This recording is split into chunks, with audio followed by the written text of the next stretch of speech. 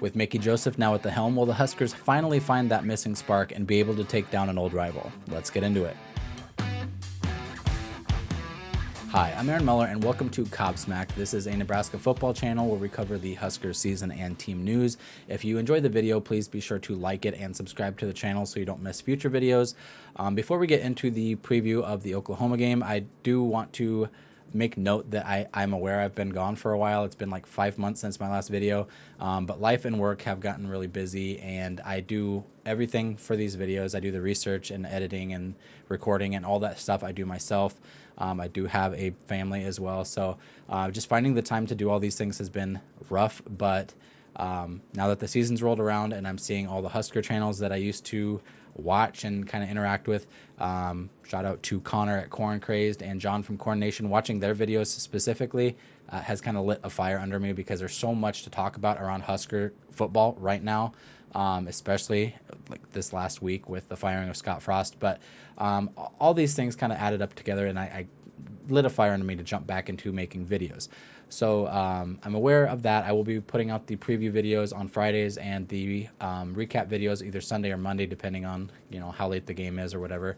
But we're gonna jump right into this week's preview, the Week 3 preview versus the number 6 Oklahoma Sooners. This is Game 4 for the Huskers, but this is Week 3 in football. That always throws me off when we have a Week 0 game. Anyways, kickoff is at 11 a.m. at Memorial Stadium in Lincoln. It should air on Fox. During kickoff, the weather should be around the mid-70s. It's supposed to get hotter later in the day, like mid-90s, but during kickoff and during the game, it should be around the 70s, 80s range. There is a chance of rain. It sits at 40% right now, but that could have an impact if it does actually start to come down during the game. Looking at Oklahoma, they are still in the Big 12 as of right now. I believe in the next couple of years, they'll be moving to the SEC along with Texas. As of right now, they haven't played any conference games. They've played 2 games, which they've won pretty handily, but they were against smaller opponents, which you would expect them to win, just like you would expect the Huskers to win those types of games too, but hasn't been the case. Anyways, between the Sooners and the Huskers, the rivalry has been a long-standing tradition. It has been one of the greatest rivalries traditionally in college football.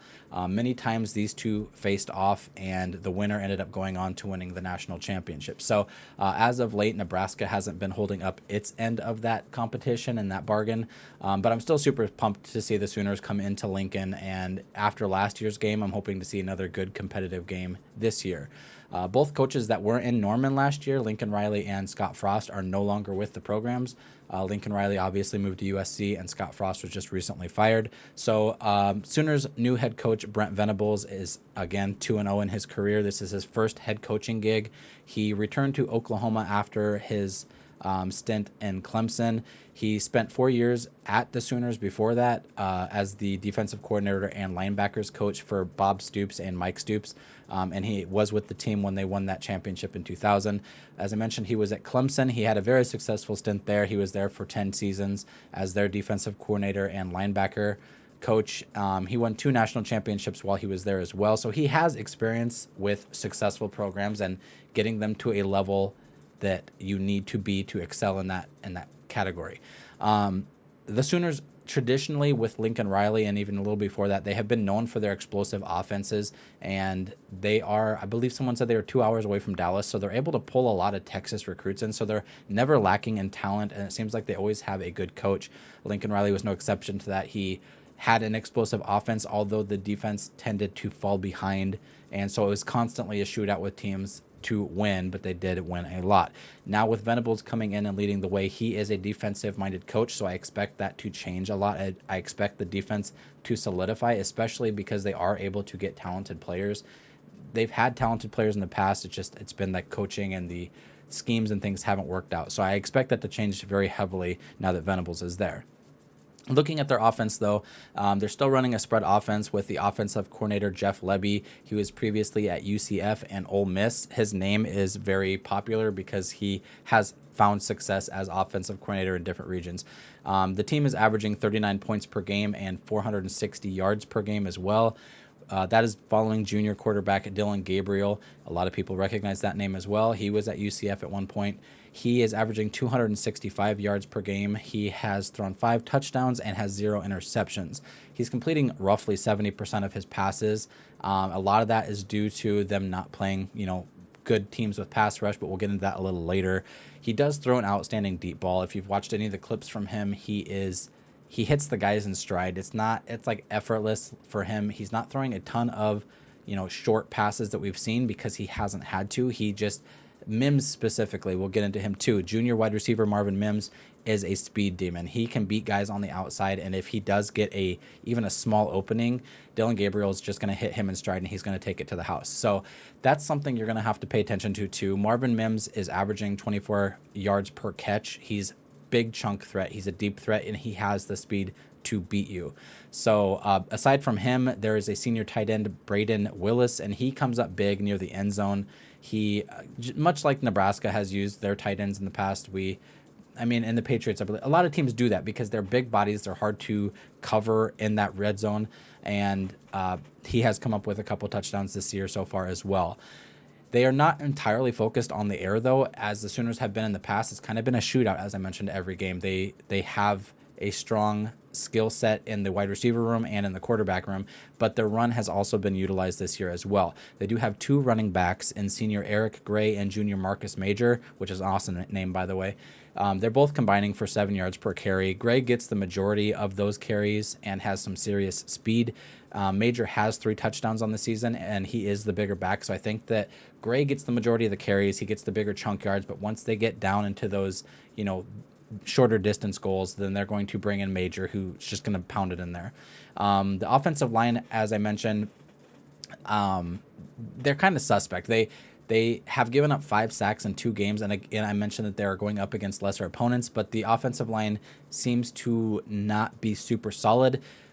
Dillon Gabriel's getting rid of the ball very quickly, as I mentioned anyway, though. So he's kind of offsetting that bad play from the offensive line by just getting rid of the ball and having somebody open all the time because those wide receivers are so skilled and so quick.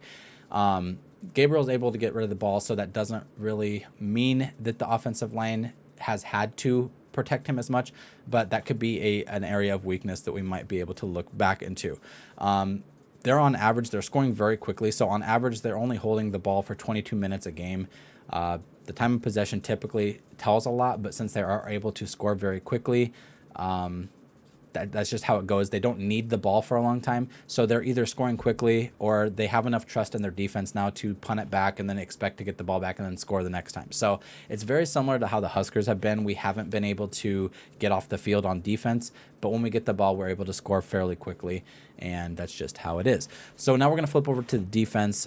The defense is running a 4-3 scheme, and they're only allowing 8 points per game, which I believe is the number 1 in the country currently, and they're only allowing 300 yards per game. Again, this is stats kind of padded with having the 2 weaker opponents earlier in the year, but the coach's expertise is on this side of the ball, and you can really tell just by watching them. They're very turnover focused. They have 9 sacks through 2 games, which is really disruptive to opposing quarterbacks.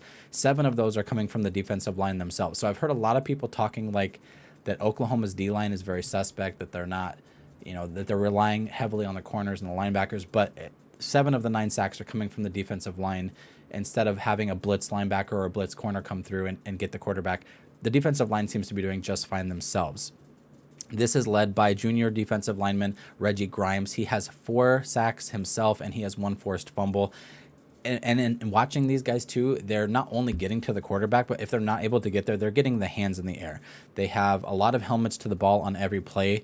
Linebackers, once they get to that second level, linebackers and the corners and the safeties are all kind of like crashing down on the ball carrier. Like I mentioned, they're getting their hands in the air. Everybody is. Anybody gets their hands in the air. As soon as that ball's in the air, hands are going up, and they're able to deflect passes pretty consistently. They've deflected 9 so far, which has resulted in 2 picks, I believe. And aside from that, they're ripping at the ball when they do make a tackle, which tackles are pretty consistent. They're not missing a ton of open field tackles. They're ripping at the ball as the tackle is being made too. So you can really tell now that Venables has come in that their defensive mindset has really shifted. It's no longer just, basically nothing. They haven't really had a defense that's been meant to stop you. Now they're really turnover focused because that offense can score very quickly. So if the defense can get turnovers early in the game can get way out of hand, and then the opposing team basically just cashes in and says, we're done. But like I mentioned, the tackles appear to be solid from both the linebackers and the defensive backs. It's not just reliant on the defensive line. Once they get to that secondary, like they're not getting past that, that second line of defense. So there's studs everywhere on this defense. As I mentioned, they're able to pull a lot of high-ranked recruits and a lot of skillful guys. And with the coach's expertise here, like this is more impressive to me than their offense. Their offense has consistently been explosive and consistently been good. Their defense has shown a drastic improvement over what we have seen in the past couple seasons. Looking at the special teams, there's not a lot of film on the special teams because they're not having to punt it a ton and they're not having to kick field goals. They're just scoring. So they do have sophomore kicker Zach Schmidt. He hasn't missed a kick yet, whether that be point after or a field goal, but he also hasn't attempted anything outside of 30 yards. So again, they're not kicking a field goal. If they are able to get, to the end, they don't even their red zone percentage is 100%. They have not gone into the red zone and come out without points, but they don't get in the red zone very often because they're scoring from quite a ways out. They're scoring from past 20 yards out. Looking at their punter, they have a senior Michael Turk. He's averaging 41 yards per punt when they do punt, and he's pretty consistent at pinning the opponents within their own 20. So 60% of the time when they punt it, they're pinning you within your own 20. So special teams, all areas of the football are looking good for Oklahoma, and I know a lot of people are really looking at them this year and saying that in 1 year Venables is already, there's been no drop-off since Lincoln Riley left, and in fact, there's been a slight increase in their defense and special teams. So now we're going to get into the keys of the game. A lot of people looking back at the last 3 games for the Huskers, there's no hope. People are expecting a blowout. People are expecting that we don't really have a chance to win this game. There's been hype building since Mickey Joseph took over because he's able to get them motivated and things. But I think nationally, Kool-Aid isn't nationwide, and people look at this game and think it's pretty much a lock for the Sooners. Keys, though, the defense needs to show improvement from the Nebraska side. Most importantly, that run defense. So if you look back at the last 3 games, we've made all of the running backs look like Heisman contenders. And if we allow the Sooners to do that as well, they do have 2 talented running backs, probably the 2 most talented running backs that we've come up against so far. And if they're able to just line it up and run it, they will. They won't even rely on the pass game if they're able to get big chunks with their running backs. And if they're able to do that, then there's no chance for us there. That's the point at which I would say that there really isn't a shot for the Huskers to win this. However, if we are able to stuff the run and if we are able to shut down their running backs, their offensive line hasn't been tested to the point where they've had to face a real pass rush. And although our guys haven't been consistent, our guys haven't been getting back to the quarterback, we have a chance to do that if we can shut the run down. They're still allowing 2.5 sacks per game, despite Dylan Gabriel getting rid of the ball quickly and their running backs getting, okay yardage. The offensive line's very leaky. Against these 2 weaker opponents, they've allowed, 5 total sacks in 2 games. So if Nelson, Mathis, and Tanner can really push through and get aggressive, if they're able to shut that run down, those guys have the opportunity to have a big game. And it can really impact this offense in a big way. If Dylan Gabriel is getting hit, that really that slows him down, especially if the corners are able to lock down the wide receivers and he has to hold on to that ball a little longer. That gives them a chance to get back to him even more. If he's getting rid of it within 2 seconds, there's not really a chance that Garrett Nelson or O'Shawn Mathis or Caleb Tanner is going to get back there to him. But if he has to hold on to that ball, you have more opportunity to get back there and cause a turnover or just get hands on the quarterback. There's been way too many clean quarterbacks coming out of the games against Nebraska, and hopefully that is something that can change. If we're not able to shut down the run, if we're not able to get back to the quarterback, this game is going to get out of hand very quickly. They just have a really potent offense, and if we're not able to slow it down or be disruptive, they're just going to run or pass all over this Nebraska team. Number 2 for the keys. Venables-led defense is the best one that Nebraska might face until November when we play Wisconsin, when we play Iowa, when we play Michigan. They're going to swarm Casey if he can't get the offensive line, can't protect him. And he needs to be smart with the ball in those scenarios. There's going to be times when he's going to have to scramble or when he's going to get hit and probably not see it coming. That's happened a couple of times in the 3 games that we've played already. But the offensive line needs to shore up, but there's going to be opportunities for them to get through and get to Casey Thompson. So he needs to be smart with the ball. He needs to be sure to protect the ball when he can. Don't throw a ball away just because or don't throw a ball into coverage just because you're trying to get rid of it. Make sure you're being smart with the ball, which he knows all these things. Like, I have a lot of trust in Casey Thompson. He's been playing very well so far.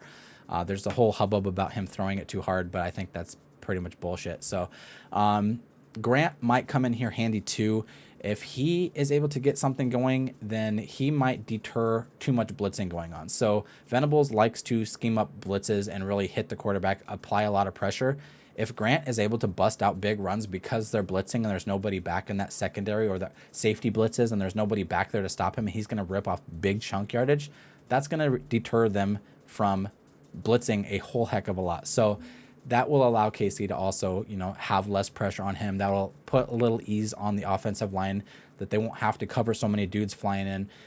So it'll balance out as it always does. So that's why key number 3 will be that Grant is going to have a ton of weight on his shoulders in this game. He's going to have to carry a large portion of this offense just to get it started. As I mentioned, Venables has a ton of blitz looks. He likes to hit guys behind the line of scrimmage, and the defense is fast and they're aggressive. As I mentioned, they're ripping at the ball. They're getting their hands up in the air. So if they get a ton of guys behind the line, it's going to be harder for us to evade them. Grant has been good about that. Even if the offensive line allows people behind the line, he's been able to evade them and stuff. These guys are quick. These guys are good at tackling. I don't see that he's going to be able to do that, as well as he has been. But he looks great. So if he's able to get even a slight space, even a slight hole to run through, he's going to squirm through there. He's very wiggly when it comes to getting through little gaps.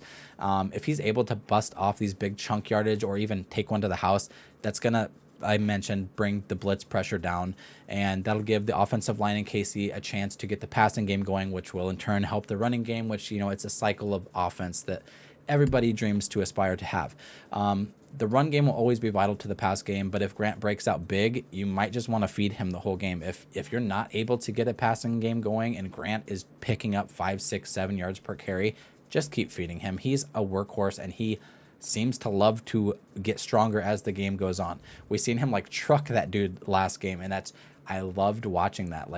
He's hitting harder than our linebackers are sometimes, and he took that guy out of the game, which you never want to see somebody get hurt, but you really love to watch football where the running backs are just super, physical, and they're not going to just let you take them down. They're going to make you pay for it. There's a bonus to all this as well. So bonus key is that all of these keys are absolutely for nothing if this team doesn't come out and play for Mickey Joseph in his first week. It's a mixed bag for him. Mickey Joseph coming in as the interim head coach after Scott Frost left, only having a week to get these guys ready. And he's playing the biggest game of the season so far, and maybe the biggest game. It's a big rivalry game, and this is a game that he has played in himself personally as a quarterback for Nebraska. So this means a lot to him. This means a lot to the state. This means a lot to these guys. And it's a mixed bag. It's good that that's means so much to him, but it's bad because he hasn't had time really to get this team ready. He's had a week. So I believe that he is a great motivator. I believe he's going to have these guys ready, have these guys pumped up to play. But again, it's just a week, and I don't know how much is going to be able to change in that time. They did mention that Chinander is going to move back and coach the safeties and the nickel position, I believe. And that way Fisher can focus on just the corners. So maybe that will help the defense a little bit. Maybe that'll help guys be in position a little better, that safeties aren't going to be, heavily relied on to stop the running game. The linebackers will be in better position as well. But until I see these kind of things really, formulate on the field, I'm going to have to wait and hold my judgment on that. But that's going to be the biggest key, I think. The bonus key is the biggest one. So if these guys come out and play for him, all those 3 should fall into place. If they don't, and they kind of lack, or we go down, 2 touchdowns, 3 touchdowns early on, and these guys just give up, then this game's going to get way out of hand. So it's either going to be a close game, a fun game to watch, or it's going to be a blowout. But it is what it is. So getting into the final prediction, the spread of this game, the Sooners are favored by 11 points. The over and under is 66 points.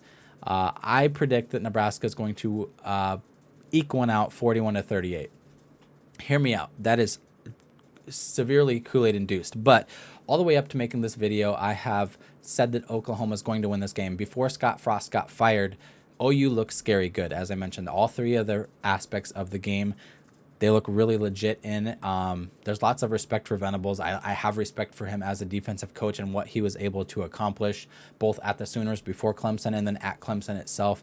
And, you know, they have a legitimate defense cooking, and so that's going to be a really big thing to push through. But call me gullible, but after listening to Mickey Joseph do interviews all week and looking at how the team seems to be reacting to him taking the helm, it isn't like their coach got fired and now everybody's depressed and, you know, they're kind of giving up on the season. He has 9 games to go. We have all but one of our conference games to go, and they don't seem super. I mean, yes, it's emotional to lose your head coach. The guy that brought you into the program is gone, but Mickey Joseph has a connection to a ton of these players, and they seem very like excited and like passionate to help him succeed as well. So I said from the sounds of it that the team seems to respect him a lot, and they could come out with their hair on fire and make this close. One of the comments that I kind of popped into my head earlier was that Scott Frost liked to use the phrase, no fear of failure. He wants his guys to play with no fear of failure. Look at the scenario that the Huskers are walking into right now. It is more true now than ever. The worst case scenario, the thing that everybody is expecting, is that we get blown out. So if we go out there and we get crushed by 50 points, everybody kind of expected that. Everybody wouldn't be surprised if in Mickey Joseph's first game after a week of preparation, he gets blown out by an amazing Sooners team.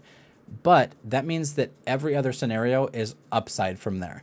Anything better than that outcome will be welcomed by the fans of Nebraska. So they have nothing to lose in this game. We have absolutely nothing to lose. We could lose by 60 points, and the fan base would understand because that is the Sooners, and we have hit a rough patch, and Mickey can only do so much in a week.